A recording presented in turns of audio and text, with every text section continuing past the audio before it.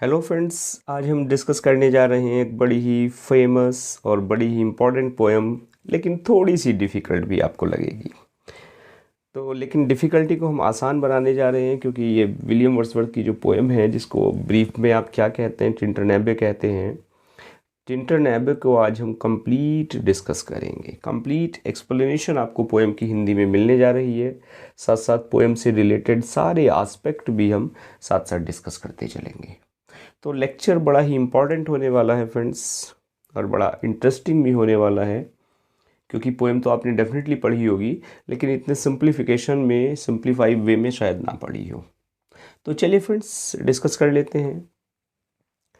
देखिए, सबसे पहले अगर पोएम की बात करें तो पोएम का कंप्लीट टाइटल क्या है। कंप्लीट टाइटल ये ऊपर लिखा हुआ है, lines composed few miles above Tintern Abbey on revisiting the bank of the Y during a tour July 1798 1798।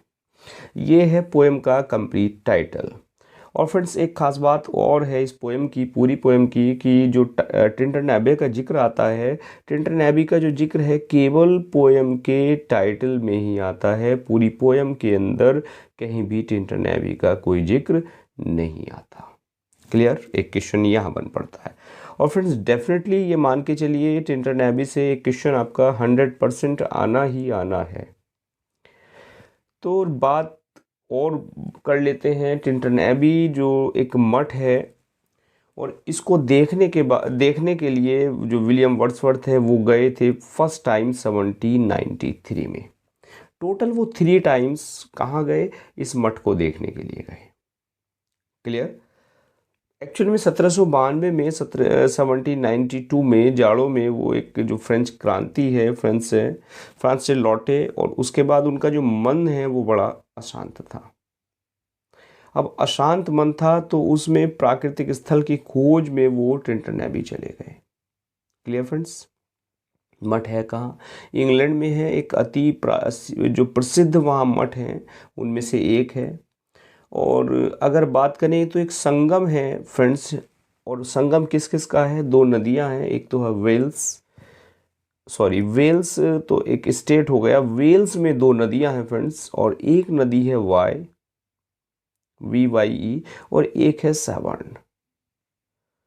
तो इन वाई और सेवर्न का एक संगम है। कहाँ पर है? वो वेल्स में है। तो उस संगम के ऊपर जो है ये मठ जो है वो स्थित है। Clear friends? यानी अगर हम कहें तो जो संगम है उससे एक नदी फिर आगे इंग्लैंड में प्रवेश कर जाती है एक ऊंचे स्थान से, और फिर एक घाटी में वो उतरती है, और उस घाटी को कहा जाता है वाई रिवर की घाटी, the valley of Wye river. उस घाटी में आगे बढ़ती हुई वो सवर्ण नदी से मिल जाती है। तो जो टिंटरनैबी है उस घाटी में नीचे की तरफ कहीं पड़ता है। Clear friends? तो टिंटरनैबी जो थे, जब वो गए थे पहली बार 1793 में, और ख़ास बात यह है कि अपनी जो सिस्टर है उनकी डोरोथी के साथ वो 1793 में गए। Clear friends? 23 साल का ऑथर था तब। दूसरी बार गए, और दूसरी बार वो ठीक 5 साल बाद पहुँचे, यानी 1798 को। Clear friends? और उनके साथ जो है, जब दूसरी बार भी गए तब भी उनके साथ उनकी सिस्टर थी। अब दूसरी बार जब गए तो उस तब तक उनका जो प्रकृति के प्रति एक दृष्टिकोण है उसमें बड़ा परिवर्तन हो गया था। अब वो नेचर में एक जो परमात्मा है, गॉड है, उसको वो देखने लगे थे। और इसी अंतर्भूति को, मीन्स नेचर में गॉड को देखना, ये कहलाता है फ्रेंड्स पैंथेइज्म। और इस फीलिंग ये जो उनकी है वर्ड्सवर्थ की, इसको कहा जाता है मिस्टिक पैंथेइज्म। क्या कहा जाता है? मिस्टिक पैंथेइज्म। पैंथेइज्म क्या होता है फ्रेंड्स? प्रकृति में देवता को देखना, गॉड को देखना। तो जब वो 1798 में दोबारा वाई नदी के तट पर पहुंचे तो उन्हें जो नेचुरल सीनरी है उनको देख के बड़ा आनंद मिला। और वाई नदी को घंटों तक वो देखते रहे। उसके बाद नदी पार की, टिंटन एबी देखी, और जब वहाँ से लौट आए तब उन्होंने कुछ लिखा।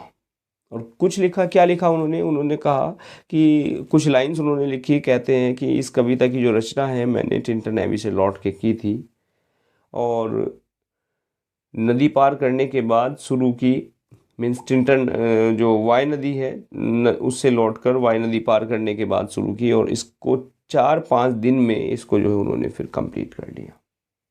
क्लियर?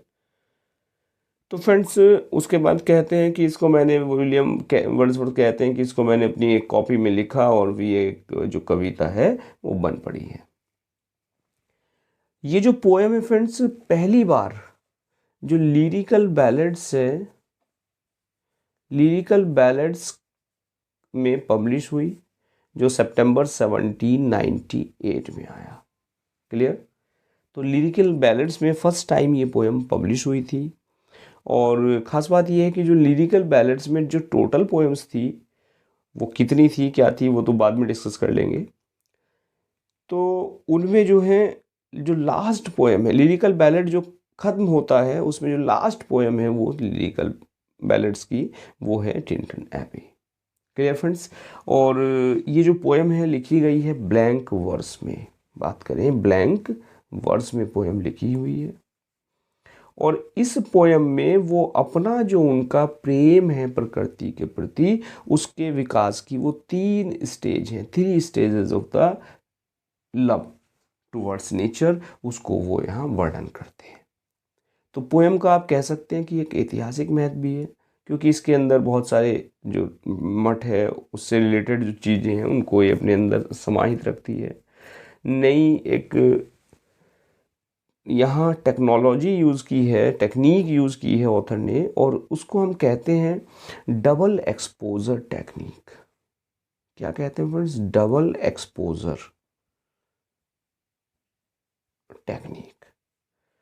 और डबल एक्सपोजर में क्या होता है, ऑथर एक ब्लेंडिंग करता है पास्ट की और प्रेजेंट की। उन्होंने पास्ट को और प्रेजेंट को कोरिलेट करके ये पोएम लिखी है। Clear friends?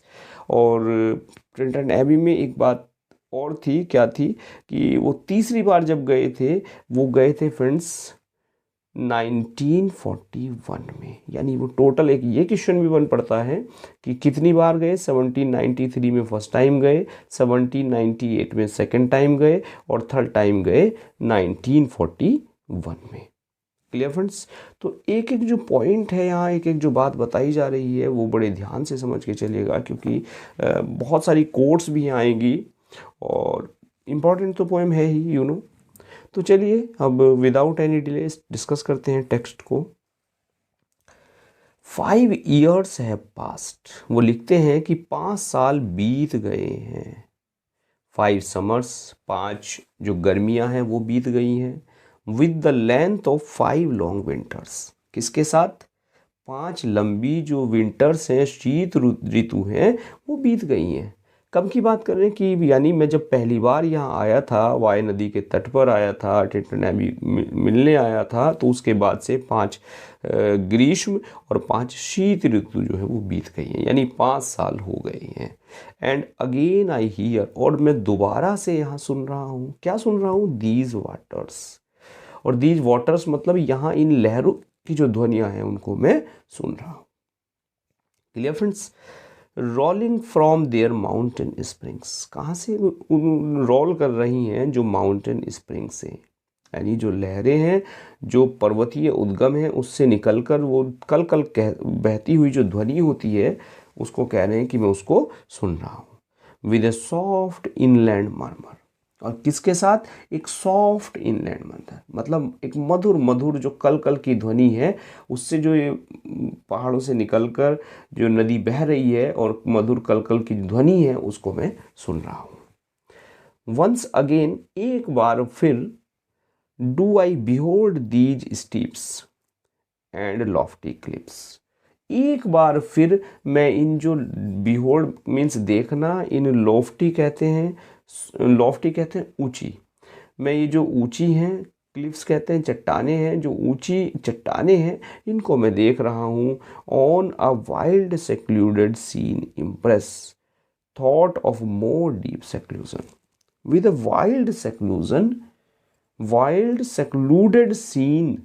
और कैसे देख रहा हूँ? एक वाइल्ड सेक्लूडेड मीन्स एक निर्जन जंगली, क्लियर फ्रेंड्स, जो दृश्य है उसमें, यानी एक जंगली दृश्य में, एक निर्जन दृश्य में, यानी उस वन के एक निर्जन दृश्य में मैं इसको देख रहा हूं। Clear friends? And connect the landscape with the quite of the sky. और इस लैंडस्केप को, यानी ये जो दृश्य मुझे, ये भू दृश्य जो दिखाई दे रहा है, इसको मैं आसमान से जोड़ रहा हूं। Clear friends? यानी मैं यहाँ चट्टानों को देख रहा हूँ, इस वन स्थल को देख रहा हूँ, और इस निर्जन जो दृश्य है ये मेरे मन में और आइसोलेट मुझे बना रहा है, और एकाकी भाव यहाँ उत्पन्न कर रहा है। और इस भूदृश्य में मैं आसमान को क्या कर रहा हूँ? जोड़ रहा हूँ। Clear friends? तो एक बार और समझते हैं सारी लाइन, ध्यान से समझते चलिएगा फटाफट। वो कह रहे हैं कि 5 साल बीत गए हैं और इन 5 गर्मी और 5 ये लंबी सर्दियाँ रही हैं। इनके बाद मैं यहाँ सुन रहा हूँ इन पानी की, जो ये नदी है, यानी जो पर्वतों से निकलता है, यानी पर्वतों से जो इसका उद्गम है, वहाँ से निकलकर जो देहात में एक सॉफ्ट मरमर साउंड के साथ मधुर कलकल बहती हुई ये जो नदी है, इसको मैं देख रहा हूँ। और फिर से एक बार मैं देखता हूँ इन स्टीप कहते हैं खड़ी और ऊंची जो चट्टाने हैं, सख्त चट्टाने हैं, इनको मैं देख रहा हूँ। और यहाँ एक जो निर्जन दृश्य है, ये मेरे मन में और एकाकी भाव उत्पन्न कर रहा है और मुझे एकांत में ले जा रहा है। और मैं इसको क्या कर रहा हूँ? एक ये जो निर्जन दृश्य है, इसको मेरे मन में एकाकी भाव तो उत्पन्न कर रहा है, और साथ साथ मैं क्या कर रहा हूँ? इसको शांत आकाश से मैं जोड़ रहा हूँ। Clear friends? और आगे बढ़ जाते हैं। Yes, the day is come when I again repose. Repose कहते हैं फ्रेंड्स रेस्ट करना, कि वो दिन आ गया है, वो दिन आ गया है जब मैं दोबारा से रेस्ट कर रहा हूँ। और कहाँ रेस्ट कर रहा हूँ? Here under this dark sycamore. देखिए इंपॉर्टेंट लाइन है, the day is come when I again repose here under this dark sycamore. कि सिकामोर के नीचे, इस गहरे सिकामोर कहते हैं फ्रेंड्स, एक एक्चुअल में एक पेड़ होता है सिकामोर। और सिकामोर जो फर्न होता है, फर्न क्या, एक फिग ट्री होता है, एक प्रकार का जो फिग होता है, अंजीर का पेड़ होता है, उसको सिकामोर कहा जाता है। कि ये जो गहरा सिकामोर है, इसके नीचे क्या कर रहा हूँ? आखिर वो दिन आ गया है जब मैं इस सिकामोर के नीचे इस सिकामोर के नीचे मैं दोबारा रेस्ट कर रहा हूँ। रिपोज कहते हैं रेस्ट करना। And view these plots of cottage ground. और मुझे क्या दिखाई दे रहे हैं? जो कॉटेज हैं, जो कुटिया हैं, ये मुझे दिखाई दे रहे हैं। इन प्लॉट्स कहते हैं खेतों को, इन कुटियों के जो खेत हैं वो मुझे दिखाई दे रहे हैं। Clear friends? Cottage ground these orchard Tufts which at this season with their unripe fruits. और कैसे दिख रहे हैं फ्रेंड्स? यानी जो भूमि में देख रहा हूँ, भूमि में इन खेतों को, और जो चार दीवारी हैं वहाँ जो स्थित जो ऑर्चर्ड हैं, बगीचे हैं, बगीचों के पेड़ों को देख रहा हूँ। उनकी चोटियों को इस सीज़न में मैं देख रहा हूँ जहाँ अधपके जो फल हैं वो लगे हुए हैं। Clear? Are clad in one green hue. और यहाँ एक कैसा कलर दिख रहा है? ये बगीचे हैं, ये मुझे देख के जो कच्चे फल हैं, ये मुझे ऐसे दिखाई दे रहे हैं जैसे कि ये हरे रंग में रंगे हो। क्लैड कहते हैं पहने होना, रंगे होने से रेफरेंस है यहाँ। Mid groves and copses once again I see these has rose hardly has rose these lines of spotty woods run wild। अब देखिए कहते हैं विलियम वर्ड्सवर्थ की my mid groves and copses. Friends actual में जो word आया है groves, groves क्या होता है? एक प्रकार का एक स्मॉल वुड होता है, एक प्रकार का यानी पेड़ होता है स्मॉल वुड का। और ये जो है कॉप्सेस, ये कॉप्सेस भी जो कॉप्सेस वुड की है, ट्रीज ऑफ कॉप्स वुड, तो उनकी यहाँ बात कर रहे हैं। कह रहे हैं जो स्मॉल वुड और कॉप्स वुड नामक जो लकड़ियां हैं उनके वृक्षों के मध्य खड़े हुए हैं, लोज देमसेल्व्स। कौन खड़े हुए हैं? ये जो गार्डन है इनकी बात कर रहे हैं कि हरे रंग में रंगे हुए हैं और इन कॉप्सेस और स्मॉलवुड जंगलों के बीच में ये खोए हुए हैं। वंस अगेन आई सी, मैं एक बार फिर देख रहा हूँ, क्या देखता हूँ कि दीज हैज़ रोज, हैज़ रोज कहते हैं ये जो झाड़ियाँ हैं इनकी पंक्तियों को। मैं एक बार फिर इन झाड़ियों की इन पंक्तियों को देख रहा हूँ। हार्डली हैज़ रोज, की जो अब मुश्किल से ही हैज़ लगती हैं, मीन्स जो मुश्किल से ही झाड़ियों की तरह, झाड़ियों की पंक्तियाँ लगती हैं, हैज़ की पंक्तियाँ लगती हैं। Little lines of sportive would run wild, और क्या देख रहा हूँ? लिटिल लाइन, एक छोटी पंक्तियाँ देख रहा हूँ। Clear friends? इन स्पोर्टिव, जो स्पोर्टिव वुड है, स्पोर्टिव कहते हैं खेल करने वाली, बिल्कुल स्वच्छंद। स्पोर्टिव वुड रन वाइल्ड, जो पंक्ति लंबी, एक पंक्ति झाड़ियों की, जो लंबी एक क्रीड़ा करती हुई जंगली वृक्षों की जो पंक्तियाँ सी लगती हैं उनको मैं देख रहा हूँ। Clear friends? These pastoral forms, और इन पेस्टोरल फॉर्म्स को मैं देख रहा हूँ। इन देहाती, पेस्टोरल कहते हैं देहाती और फॉर्म्स कहते हैं खेत, इन देहाती खेतों को मैं देख रहा हूँ, देहाती फार्मों को मैं देख रहा हूँ। Green to the very door, जो कैसी दिख रहे हैं? हरे दिख रहे हैं। जो इनका वेरी डोर है यानी जो प्रारंभिक द्वार है वहाँ कैसे हैं? हरे हैं। And wreaths of smoke sent up in silence, और इन वनों के मध्य मुझे क्या दिखाई दे रहा है? फ्रॉम अमंग द ट्रीज, इन वनों के मध्य मुझे दिखाई दे रहे हैं धुएं की मालाएं, धुएं के छल्ले, मुझे धुआं उठता हुआ मुझे दिखाई दे रहा है। कहाँ से दिखाई दे रहा है? सेंट अप इन साइलेंस, कि ये जो साइलेंस में है, ये जो एकाकी यहाँ जंगल है, इसमें भी मुझे जो धुआं है वो उठता हुआ दिखाई दे रहा है। यानी एक्चुअल में जो बंजारे होते हैं, जंगल में रहने वाले लोग, उनकी जो भट्टियां हैं, उनके जो चूल्हे हैं, उनसे मुझे दिखाई दे रहा है धुआं ऊपर जाता हुआ। क्लियर है बात friends? With some, yes, sent ups from among the trees with some uncertain noise, और कुछ मुझे क्या दिखाई दे रही है? एक अनसर्टेन नॉइज भी मुझे सुनाई दे रही है, कुछ अनिश्चित सी ध्वनि भी मैं सुन रहा हूँ। As might see, sorry, with some uncertain notice, note noise, कि कुछ जो अनिश्चित सा मैं कुछ नोटिस भी कर रहा हूँ। एज माइट सीन, जैसा कि मुझे प्रतीत होता है, क्या दिखाई देता है? ओप ऑफ वैग्रेंट डवेलर्स, और यहाँ कह दिया देखिए ऑफ वैग्रेंट डवेलर्स, यानी वैग्रेंट कहते हैं फ्रेंड्स जो ऐसे लोग होते हैं जो घुमक्कड़ होते हैं, आवारा लोग होते हैं। और ड्वेलर्स रहने वाले यानी बंजारों के लिए कह रहा है कि जिनका कोई एक ठिकाना नहीं होता, कि मुझे कुछ अनिश्चित सा कुछ दिखाई दे रहा है, और वो मैं जो बंजारे हैं उनको मैं देख रहा हूँ इन द हाउसलेस वुड्स, कि उनके जो हाउसलेस वुड है उनसे, हाउसलेस मीन्स बेघर जो है, उनके जो बेघर हैं और जंगलों में वो यहाँ रुक रहे हैं और जंगलों में ठहरे हुए हैं, उन बंजारों की जो अग्नियाँ हैं उनसे ध्वनि, उनसे जो मुझे धुआं है वो उठते हुए दिखाई दे रहा है। Clear friends? और ऑफ सम हर्मिट्स केव, या हो सकता है किसी सन्यासी की गुफा से मुझे दिखाई दे रहा हो। Where by his fire the hermit sits alone, यानी कि जहाँ कोई सन्यासी अपनी गुफा में उस स्थान पर बैठा हुआ है। कहाँ बैठा हुआ है? जहाँ आग लगी हुई है, यानी सन्यासी की जो गुफा है उसमें वो आग जलाता हुआ बैठा हुआ है, या मैं ऐसा नोटिस कर रहा हूँ, ऐसा मैं देख रहा हूँ। तो स्टेंजा क्लियर है फर्स्ट? तो चलिए फ्रेंड्स, पोएम थोड़ी लेंदी भी है और शायद आपको यहाँ जो भाव है पोएम के उनको समझने में कोई इंटरेस्टिंग नहीं है, लेकिन फिर भी फ्रेंड्स, अब इंटरेस्टिंग ना हो, हर पोएम जरूरी तो नहीं है कहानी की तरह हो, लेकिन मज़ा आपको आएगा डेफिनेटली।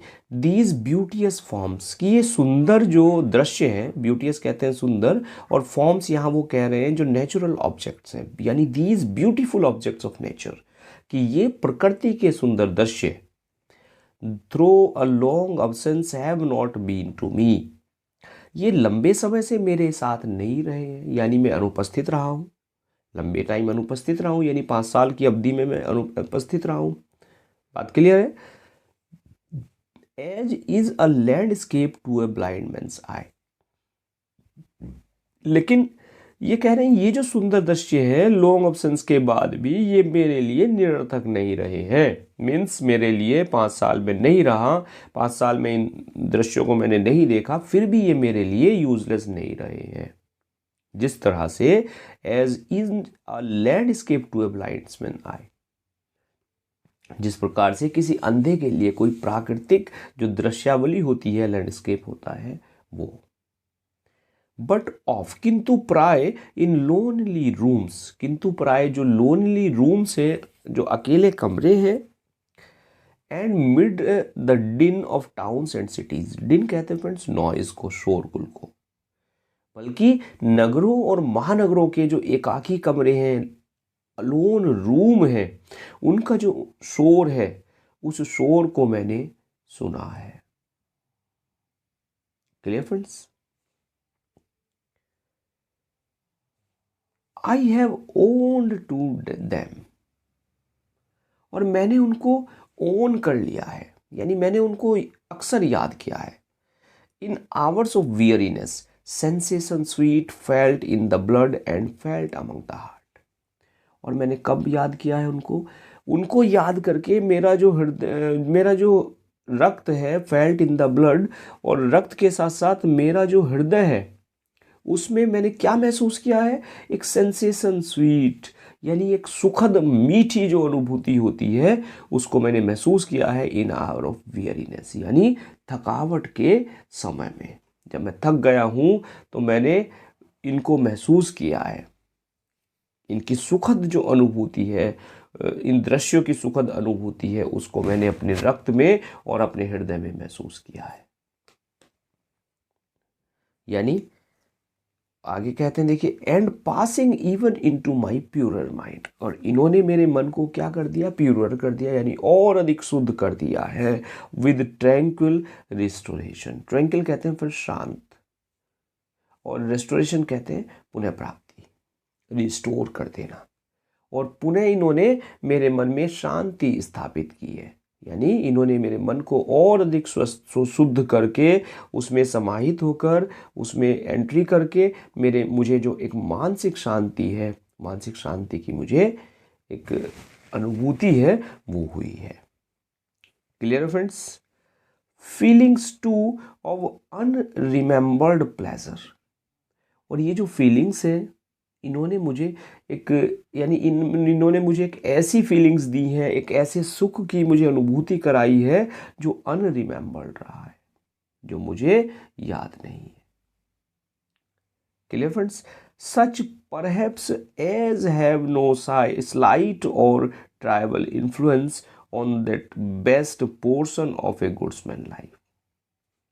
और एक्चुअल में जैसे कोई गुड मैन होता है, नेक आदमी होता है, नेक आदमी का जो जीवन होता है उसका जो बेस्ट पोर्शन होता है, यानी किसी नेक आदमी के जीवन का जो सर्वोत्तम पहलू है उस पर, और उसके छोटे छोटे नाम रहित एक्चुअल में जो ट्राइबल इन्फ्लुएंस है, जो एक तुच्छ जो एक प्रभाव है उन पर, एक उसके जो यानी तुच्छ कार्य है, रोजाना के जो कार्य है उन पर जैसे एक गहरा प्रभाव डालती है। Clear friends? और कहते हैं देखिए, little nameless unremembered acts of kindness and of love, और उसके छोटे नाम रहित और खोए हुए जो कार्य है दयालुता के या प्रेम के, उन पर एक क्या करती है? गहरा प्रभाव डालती है। यानी वो ये कहना ये चाह रहे हैं कि यहाँ पर आके मुझे एक ऐसी सुखद अनुभूतियाँ हुई हैं कि जिसको कभी मैंने पहले महसूस नहीं किया, मुझे याद ही नहीं है कि मैंने कभी महसूस किया हो। और ये अनुभूति ऐसी है जो संभवतः ऐसी अनुभूति है जो एक नेक आदमी का जो जीवन है उसके सर्वोत्तम पहलू पर, उसके छोटे छोटे नाम रहित जो रोजाना के कार्य होते हैं, दयापूर्ण और प्रेमपूर्ण होते हैं, उन कार्यों पर एक गहरा प्रभाव वो डालती है। Clear friends? ये 2-3 लाइन एक ही सेंटेंस वो कहना चाह रहे हैं, एक ही सेंस यहाँ देती है। nor less I trust. To them I may have owned another gift of aspect more sublime. और आगे कहते हैं कि no less I trust, कि मैं अब कम विश्वास करता हूं, यानी मेरा कम विश्वास नहीं है। किस पर नहीं है? To them I may have owned another gift, क्योंकि मुझे कुछ दूसरा जो है एक उपहार मिल गया है। और आस्पेक्ट मोर सबलाइम, जो और ऊंचा है, एक उच्च प्रकार का है। सबलाइम कहते हैं हाई, और एक उच्च प्रकार का है, यानी कह रहे हैं कि मुझे जो है मेरा जो विश्वास है वो है एक्चुअल में मुझे एक, इन स्मृतियों ने मुझे एक ऊंचे प्रकार का एक अनदर गिफ्ट जो है वो मुझे दे दिया है। इस बात को कहना चाह रहे हैं। और वह उपहार क्या है? दैट ब्लेस्ड मूड, और वह सुखद जो मेरा मन है, सुखद मूड है, वो मुझे मिल गया है। इन विच, जिससे the burden of the mystery, in which the heavy and the weary wait of all this unintelligible world is lightened. और जिस सुखद अनुभूति से, मीन्स यहाँ आके जो मुझे सुखद अनुभूति मिली है, मेरा जो माइंड रिलैक्स हुआ है, मेरा जो मूड चेंज हुआ है, उस मूड से मुझे ऐसा लगता है कि जो मिस्ट्री का बर्डन है, हैवी और वियरी थिंग्स का वियरी वेट, यानी कहना चाहिए जो ऑल दिस अनइंटेलिजिबल वर्ल्ड, कि इस जो ये जो संसार है, इस संसार के जो रहस्य का एक बोझ है, रहस्य का जो एक वजन है, और इस गूढ़ दुनिया का, अनइंटेलिजिबल वर्ल्ड, इस गूढ़ दुनिया का भारी और जो उकता देने वाला, वियरी कर देने वाला जो वेट है, उसका जो बोझ है वो अब हल्का हो गया है। और ये लाइन फ्रेंड्स बड़ी इंपॉर्टेंट लाइन बन पड़ती है कि in which the heavy and the weary weight of all this unintelligible world is lightened, the burden of the mystery. यहां से क्लियर फ्रेंड्स? तो बात समझ में आ रही है? चलिए बढ़ते आगे। यानी अगर हम ऊपर ओवरऑल इस पैरा की बात करें तो ये कहना चाह रहे हैं कि जो सुंदर दृश्य रहे हैं, जो 5 वर्षों की लंबी अवधि के बाद मैं यहाँ आया हूँ, मेरे लिए निरर्थक नहीं रहे हैं। और जो शहरों की जो उकताहट है, उनमें अक्सर मैंने, मेरे जो हृदय है, मेरा जो रक्त है, उसमें सुखद अनुभूति मुझे महसूस हुई है। और इन दृश्यों को देख के मेरा जो मन है वो और प्योरर हो गया है, और जो शुद्ध है वो हो गया है। और कहते हैं कि जैसे एक नेक आदमी होता है, नेक आदमी के क्रियाकलाप होते हैं, तो ऐसा मुझे महसूस हुआ है नेक आदमी के जीवन के जो सर्वोत्तम और नाम रहित, रोजाना दयापूर्ण, प्रेमपूर्ण जो कार्यों पर जिस प्रकार से प्रभाव पड़ता है। और कह रहे कि मेरा विश्वास है कि मुझे एक और दूसरा गिफ्ट, एक उपहार मुझे और दे दिया है प्रकृति ने। और वो उपहार क्या है? दूसरा गिफ्ट किसको बताया फ्रेंड्स? जो ब्लेस्ड मूड को, कि जो सुखद मेरा चित्त है, जो सुखद मेरा मूड है वो। और उसका रिजल्ट क्या रहा कि उस रिजल्ट से मुझे जो संसार का बर्डन है, संसार की जो रहस्यों का बोझ है, और जो ये गूढ़ दुनिया है, इसका जो उकता देने वाला बोझ है वो हल्का हो गया है। क्लियर हुआ स्टंजा? चलिए आगे बढ़ जाते हैं। That serene and blessed mood, that serene and blessed mood in which the affections gently lead us on। देखिए जो सीरीन वर्ड है, इस सीरीन का मतलब होता है फ्रेंड्स काम या ट्रैंक्विल, बिल्कुल शांत। और सीरीन के साथ साथ यहाँ ब्लेस्ड मूड की बात कर रहे हैं। ब्लेस्ड तो हैप्पी मूड के लिए यूज हो गया। और जो आगे एक वर्ड यूज किया है अफेक्शन, अफेक्शन यहाँ वो कह रहे हैं एक स्नेह।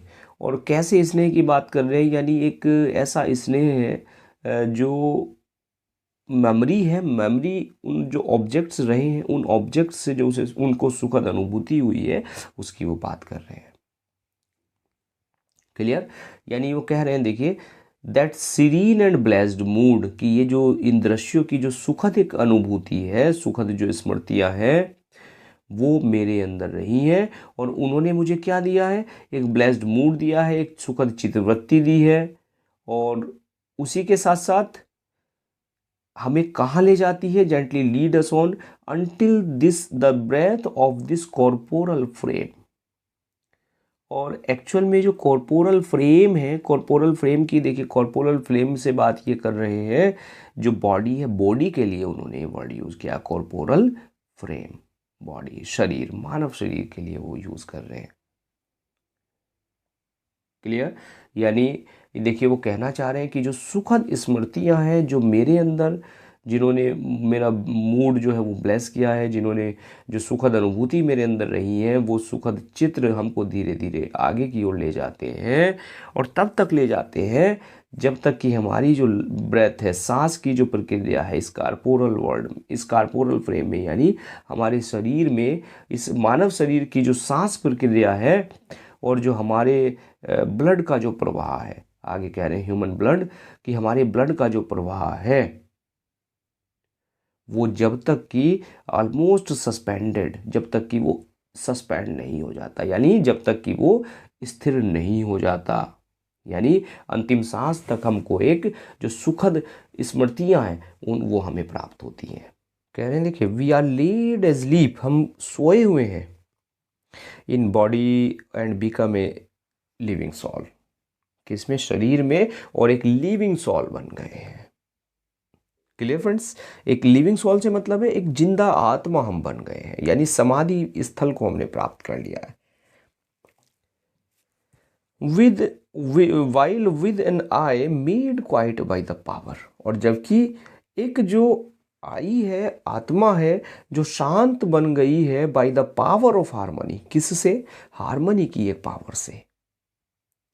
Clear friends? और हार्मनी का मतलब यहाँ क्या है, पीस, शांति से। और यहाँ जो एक्चुअल में जो आई की बात कर रहे हैं, जो आई की बात कर रहे हैं, आई कह रहे हैं वो किसको, सॉल को। And deep power of joy we see into the life of things, और लाइफ ऑफ थिंग्स, लाइफ कहते हैं फ्रेंड्स नेचर को, स्वरूप को, और थिंग्स कहते हैं वस्तुओं का, वस्तुओं का स्वरूप। तो ये क्या कहना चाह रहे हैं, देखिए कहना चाह रहे हैं कि जो हमारी आत्मा है वो वास्तव में जागृत हो गई है, और जागने के बाद वो एक दृष्टा बन जाती है, एक देखने वाला बन जाती है। और उस अवस्था में हम क्या महसूस करते हैं, जो शांतिदायक शक्ति होती है, हार्मनी पावर होती है, उसको, गहर जो आनंद की शक्ति को हम महसूस करते हैं, डीप पावर जो है उसको महसूस करते हैं, और हमारी आत्मा उस समय क्या हो जाती है, शांत हो जाती है। और शांत होने के बाद हम उन वस्तुएं जो होती हैं उन वस्तुओं में प्रविष्ट हो जाते हैं, और एक जो आंतरिक रहस्य है उसको हम देखते हैं। क्लियर? बिल्कुल ऐसे समझ लीजिए कि जो एक साधु होता है, सन्यासी होता है, उसकी जो समाधि वाली स्थिति होती है उसका ऑथर यहाँ वर्णन कर रहे हैं। क्लियर है बात फ्रेंड्स? तो यानी वो क्या कह रहे हैं, अगर हम ओवरऑल दो स्टेंजा की बात करें तो कैसा उनको फील हुआ उन दृश्यों में, यानी वो उस पैंथेइज्म उन्हें यहाँ महसूस हो रहा है, उस प्रकृति में वो ईश्वर देख रहे हैं और प्रकृति में उनको एक सुकून मिल रहा है। तो क्लियर फ्रेंड्स, लेक्चर मुझे लगता है 30-35 मिनट के आसपास हो गया होगा। तो दो स्टेंजा हमने डिस्कस किए, लगभग 50 लाइन्स हो गई होंगी, 50-60 लाइन्स। तो चलिए आगे बढ़ाते हैं, 2-3 पार्ट में ये पोएम कंप्लीट होगी, इकट्ठी नहीं हो सकती क्योंकि फ्रेंड्स फिर आप बोर हो जाएंगे लगातार पढ़ते पढ़ते। तो चलिए नेक्स्ट लेक्चर में और आगे हम स्टेंजाज इसके बढ़ाएंगे। And now thanks for watching this video.